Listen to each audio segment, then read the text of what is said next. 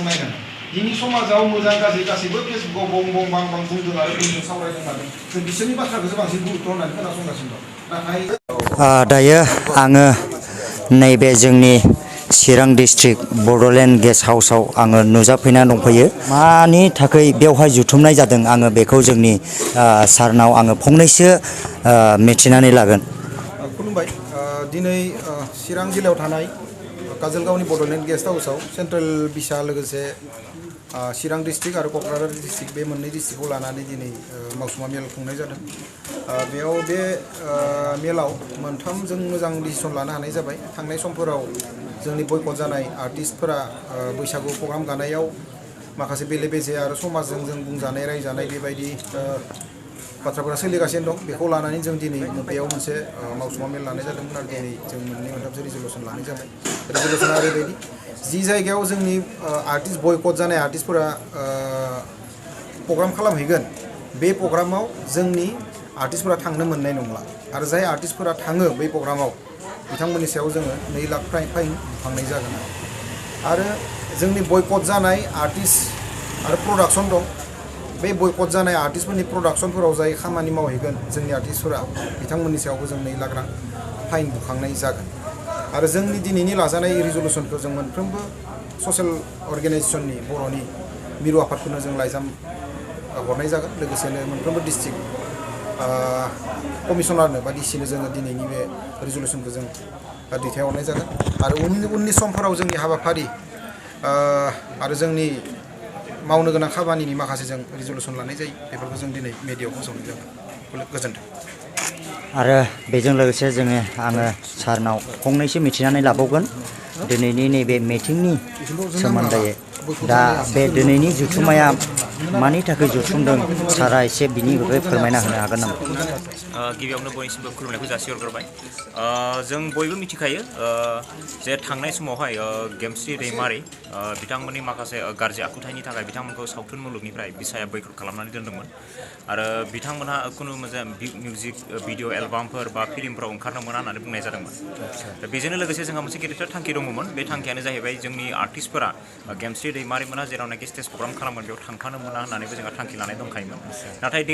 दा बावैसो जोङो चिरांनि लांदांगुरि गामियावहाय नुनो मोनबाय जे गेमस्रिखौहाय बैसागुनि मुङाव स्टेज प्रग्राम खालामनो थाखाय लेंहरनाय जादों आरो बे प्रग्रामावनो जोंनि माखासे आर्टिस्टफोरखौबो लेंहरफानाय जादों। दा जोंनि मिथिनायाव जे बिथांमोना जोंनि जायनाखि आर्टिस्टफोरा बाहाय बाहागो लाहैदों बिथांमोना गेमस्रिखौ फैगोन होननानै सिगाङाव मिथियाखैमोन होननानै मिथिदों। दा बिथांमोना जेखियानो जाया मानो बाहागो लाहैदों। दा बे हिसाबै जों बिथांमोननि सायाव मा थिरांथा लानो हायो बा मा थांखि दैखांनो हायो बिनि थाखाय दिनैहाय सेन्ट्रेल कमिटि बिसा, क'क्राझार जिल्ला बिसा आरो परबतजरा बिसा आरो चिरां बिसा जों जयै सावरायलायनाय जादों आरो बे सावरायलायनायाव जोङो दिनै गेदेरथार थांखि लानो हाबाय। बे थांखियानो जाहैबाय जे गेमस्रि दैमारिजों जोंनि बिसानि सिङावहाय जायनाखि जोंनि बर'नि आर्टिस्टफोर दङ बिथांमोना जायखि आर्टिस्टआनो जाया मानो गेमस्रिजों लोगोसे एखे स्टेज प्रग्राम खालामहैयोब्ला बेनि थाखाय माखासे जुरिमाना जों खालामनाय जाबाय। बे जुरिमानायानो जाहैबाय आर्टिस्टआ बिसानो होनांगोन 2 लाख रां आरो बिनि अनगायै बिथाङा जुदि बे जुरिमानाखौ होनो हायाब्ला बिथांखौ आर्टिस्ट लेभेलनिफ्राय कमप्लिट बयकट खालामनानै दोनथ'नाय जागोन। आच्चा आङो मोनसे सोंनो गोसो जाबावदों सारनिफ्राय माने गेमस्रि दैमारिया जे बबेबा मोनसे फांसनफ्राव बे जोंनि चिरां बा बबेबा बाक्सा बा बबेबा जायगायावहाय जुदि मोनसे प्रग्रामफ्राव फैयोब्ला बिनि थाखाय मा एक्सन लानाय जागोन? मोनसे प्रग्राम जोंनि बिसाया ओरैबायदिसो जे जोङो गेमस्रिखौ जोंनि बिसानिफ्रायसो बयकट खालामदों बेखौथ' समाजा बयकट खालामाखै। दा बिनि अनगायैबो जोंनि बर' समाजाव गुबुन गुबुन आफादफोर दंखायो। दा जोंनि बुंनांगौआ बेसो जे गेमस्रि दैमारिखौ सोरबा आफादा जुदि बेखौ लेंहरदोंब्ला जोंहा बाहाय बुंनो गोनां गैया। जों बेखौ रिकुवेस्ट खालामहरनो हायो जे बिथांखौ दा लाबो होननानै। दा बाथ्राया जाहैबाय जे जोंनि समाजा माखौ लुगैदों, मोजांखौ लुगैदों ना गाज्रिखौ लुगैदों, खोथाया बेसो जे जों दिनैनि थारिखआव बुंनो गोनां जागोन जे माखासे दैदेनगिरिफ्रानो माखासे लिडारफ्रानो सासे सानै सुबुंफोरानो बैसागु फांसनफ्राव गेमस्रिखौ इनभाइट खालामदों बा लेंहरदों। नाथाय जों बिथांमोनखौसो सोंनो लुगैदों जे बिथांमोना गाव गावनि फिसाफोरनो मा दिन्थिनो नागिरदों, जे बिथांमोना गावसिनि थासारियाव गावसिनि ओनसोलाव गावसिनि गामि लेभेलनि गथ'फोरखौ मा फोरोंनो नागिरदों। जे सासे गुबुंले थासारियाव गोग्लैसोनाय मानसि, जाय मानसिया बर' हारिखौ बा बर' समाजावहाय गुबुंले थासारि लाबोग्रा, बिथांमोन बायदिखौसो आर'नाइ सोनानै बरायनांगौ ना मोजां खामानि मावनायखौसो बरायनांगौ? आच्चा जोंनि लकेलिटि गामियाव दाख्लै आङो मोनसे जायगायावहाय थांदोंमोन आरो जायनाखि जोंनि गेमस्रि दैमारिया फैगोन होननानै गोबां जोंनि लकेलिटि पाब्लिक मानसिफ्रा बेखौ नेलायनानै दंमोन नायनो दा बिनि थाखाय सारा मा बुङो दा खोथाया बेनो जाय बिथांमोना बेखौ नायनो होननानै नेदोंमोन आंथ' बुंगोन जे बिथांमोनहा माने गाज्रि थासारि लुगैयो खारन बिनि थाखायनो बिथांमोनाबो गाज्रि आखुथायनि मानसिखौ सनमान होयो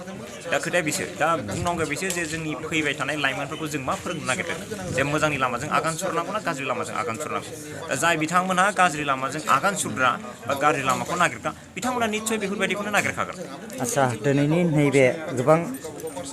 जुथुमायाव रायलायनाय जाबाय दा बिनि गेमस्रि दैमारिनि बागै आरो गेमस्रि दैमारिजों जाय बिथांमोना हेफाजाब होदों बिनि थाखाय दिनैहाय लास्ट डिसिसन लानाया मा दा जाय बिथांमोना गेमस्रि दैमारिजों खामानि मावफागोन आरो जाय बिथांमोना गेमस्रि दैमारिजों स्टेज प्रग्राम खालामगोन बा मिउजिक एक्टखौ ओंखारगोन बिथांमोननि थाखाय लास्ट दिनैनि डिसिसना बेनो जे जाय आर्टिस्टआ बिथांजों खामानि मावनो थांफागोन बिथांनो जुरिमाना मोनसे थि खालामनाय जादों बे जुरिमाना एबा फाइनानो जाहैबाय 2 लाख 2 लाख रां जों फाइन फोनांबाय बिनि अनगायैबो जोङो बिथाङा जुदि बे फाइनखौ होनो हायाब्ला आर्टिस्ट लेभेलनिफ्राय बैकट खालामनानै दोननाय जागोन गोबां खोथा मिथिहोनायनि थाखाय आंनि मिनिया बर' इउटुब चेनेलनिफ्राय सारनिसिम साबायखर बावनाय थाबाय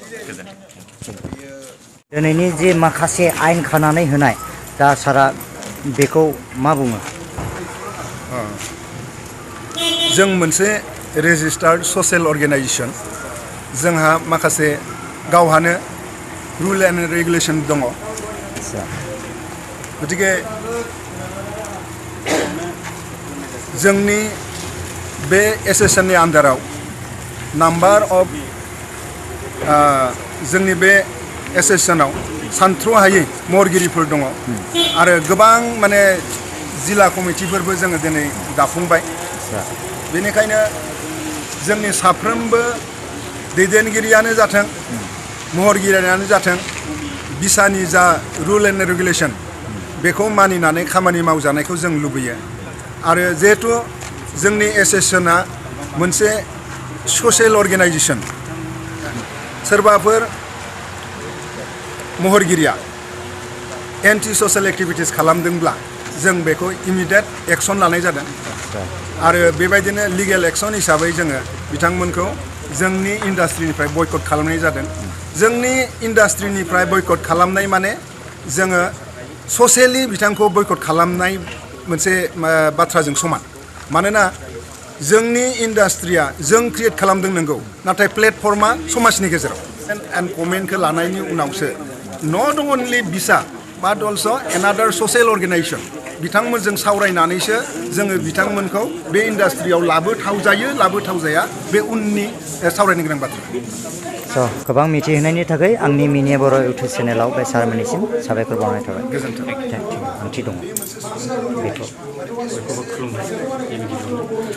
आंनि मुङा सपन कुमार बाबु आङो क'क्राझार डिस्ट्रिक्ट बिसानि आफादगिरि लोगोसे अल बड' प्रडिउसार एस'सिएशन माने अल बड' फिल्म प्रडिउसार एस'सिएशननि गाहाय नेहाथारि दिनै चिरांनि नैबे बड'लेण्ड गेस्ट हाउसआव मिरु बिसानि बिथोन बायदियै जोंनि क'क्राझार डिस्ट्रिक्ट बिसा आरो चिरां डिस्ट्रिक्ट बिसा जोङो जयैहाय बै बैकट खालामजानाय आर्टिस्टफोरनि सायाव जोङो मोनसे हाबाफारि लादों थांखि लादों सावरायखांनायनि उनाव बे थांखियानो जाहैबाय दाखालि बिजनि साब डिभिजननि 1 नं लादांगुरि बेवहाय सिद' बसुमतारी बिथाङा सासे थिखादार दा बेवहाय गावनि पार्सनेल खामानियाव माने पार्सनेल न'आव माने लाबोदों होननानै बे गेमस्रि दैमारिखौ माने बिसाया जेबो इनभल्भ जानो मोना बा बिसाया जेबो थासारि जाहाथे सोमजिया बिनि थाखाय जोङो बे जायगाखौबो बिसानिफ्राय बैकट खालामदों बेवहाय जोङो बिसानिफ्राय महरगिरिफोरखौ जोङो बाहाय जों थांहोनाय जानाय नङा आरो जाय थांगोन बेवहाय जोङो 2 लाख खरि जोङो फाइन खालामनाय जागोन बेखौ जों थांखि लानाय जादों मिथिहोनायनि थाखाय थेंक इउ सारनिसिम दिनैनि जे बे बर' आर्टिस्ट एस'सिएशननि जे मोनसे सावरायमेल जुथुमनाय जादों जे जोंनि सासे बेखौ आङो बुङो जेनेबा मोजाङैनो जोंनि बर' एस'सिएशननिफ्राय जेनेबा बैकट खालामनानै दोननो हानाया मोजां माने जेरावबो भाइराल जानायनि थाखाय बेबायदि माबाखौ होलायनाय जादों आरो दिनैनि बे मेलाव जेनेबा बेबायदि सावरायनायनि थाखाय थाखायनो दिनै बाहाय बाहागो लानाय जादों आरो बेखौ बुंनानैनो एसेनोसै मिथिहोनायनि थाखाय थेंक इउ